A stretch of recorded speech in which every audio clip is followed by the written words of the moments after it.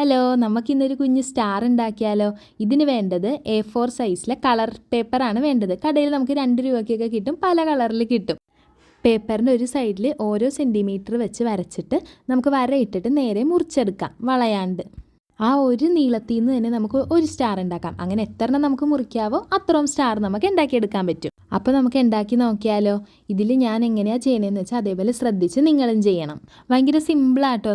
ഇതിൻ്റെ ട്രിക്ക് എങ്ങനെയെന്ന് മനസ്സിലായാൽ നമുക്ക് സിമ്പിളായിട്ട് ഇത് ഉണ്ടാക്കാൻ പറ്റും. എല്ലാ പിള്ളേർക്കും നമുക്ക് സുഖമായിട്ട് ഉണ്ടാക്കാവുന്നതേ ഉള്ളൂ. ഇതേപോലെ ആദ്യം ഒന്ന് മടക്കി വയ്ക്കുക. പിന്നെ നമുക്ക് എക്സ്ട്രാ വന്ന ബാക്കി പീസ് തിരിച്ച് മടക്കി കഴിഞ്ഞ് ആ നീളം കൂടിയ വശം അങ്ങോട്ടും ഇങ്ങോട്ടും അതെങ്ങനെയാണ് മടക്കണേന്നൊന്നുമില്ല. കറക്റ്റ് നമ്മളത് ഒരെണ്ണം മടക്കി വരുമ്പോൾ തന്നെ നമുക്ക് കാര്യം പിടികിട്ടും. കാരണം അത് ആ ഒരു സൈഡിലേക്ക് തന്നെ ആയിരിക്കും പിന്നെ നമുക്ക് ഫോൾഡ് ചെയ്യാൻ മുഴുവൻ പറ്റണത്.